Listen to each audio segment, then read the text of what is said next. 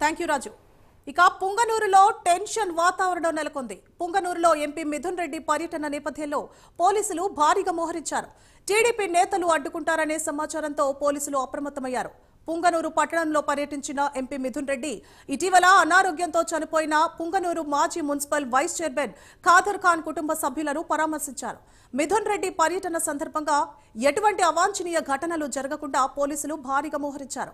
ఇక పుంగనూరుకు వచ్చిన ఎంపీ మిథున్ రెడ్డిని కలిసేందుకు పెద్ద సంఖ్యలో అభిమానులు మున్సిపాలిటీకి చేరుకున్నారు. ఇదే అంశానికి సంబంధించి మరింత సమాచారాన్ని మా ప్రతినిధి హరిబాబు లైవ్ లో అందిస్తారు. హరిబాబు.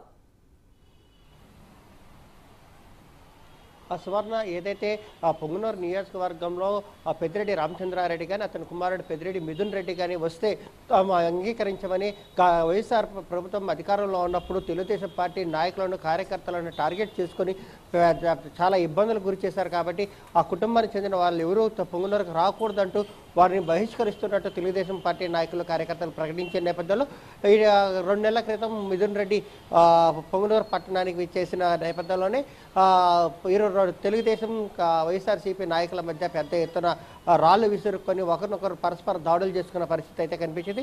ఈ నేపథ్యంలోనే తాజాగా మిథున్ రెడ్డి పొంగనూరుకు వస్తున్న నేపథ్యంలో దాదాపు 20 వాహనాలకు పైగా బయట వ్యక్తులను ఆయన తన వెంట కాన్వాయ్గా తీసుకొని వస్తున్న పరిస్థితుల్లో ఎక్కడైనా సరే గొడవలు జరుగుతాయన్న ఉద్దేశంతో భారీగా పోలీసులు మోహరించారు.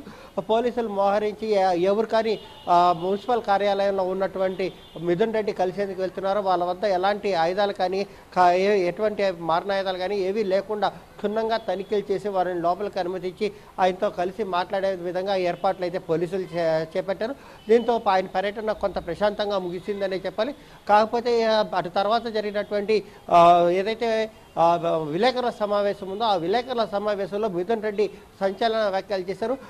నియోజకవర్గాల పునర్విభజనలో జరిగితే తాను ఎంపీగా కాకుండా ఎమ్మెల్యేగానే పోటీ చేస్తానంటూ స్పష్టంగా ప్రకటించారు. ఎమ్మెల్యేగానే తాను భవిష్యత్తులో రాజకీయాలలో ఉంటానని చెప్పిన ఒక ప్రకటన అయితే చేసిన నేపథ్యంలో భవిష్యత్తులో దీనికి ఇంకో రకమైన సంకేతాలు అయితే వినిపిస్తున్న పరిస్థితి అయితే కనిపిస్తుంది. ఎందుకంటే రాబోయే 4 సంవత్సరాల్లో జగన్ జైలుకి వెళ్ళడం అనేది ఖాయం. కాబట్టి ఇప్పటి వరకు జగన్కి అత్యంత సన్నిహితంగా నమ్మకంగా ఉన్నటువంటి మిథున్ రెడ్డి రాబోయే అంటే భవిష్యత్ తరాల్లో ముఖ్యమంత్రిగా కూడా బాధ్యతలు స్వీకరించే అవకాశాలు ఉంటాయి. కాబట్టి ఆ మేరకే తాను ఎమ్మెల్యేగా పోటీ చేసి ఎమ్మెల్యేగానే శాసనసభలోకి వచ్చి భవిష్యత్తులో వైఎస్ఆర్ కాంగ్రెస్ పార్టీకి సంబంధించిన పగ్గాలు చేపట్టే అవకాశాలు ఉన్నాయన్నట్టుగా ఒక సంకేతాలు అయితే ఆయన ఇచ్చినట్టయింది. దీంతో పార్టీ వర్గాల్లో కూడా కొంత చర్చ అయితే నడుస్తోంది. ఎందుకంటే ఇన్సైడ్గా లోపాయికారిగా ఇప్పటికే పెద్దిరెడ్డి రామచంద్రారెడ్డిని పవన్ తరహాలో ఒక పదవిలో నియమించిన పరిస్థితి అయితే కనిపిస్తోంది. Suvarna. Right, thank you for the updates Haribabu. ఇక హైదరాబాద్ లో వినాయకుని నిమజ్జనం సందడి నెలకొంది. ట్యాంక్ బండిలో గణనాథుల నిమజ్జనం కొనసాగుతోంది.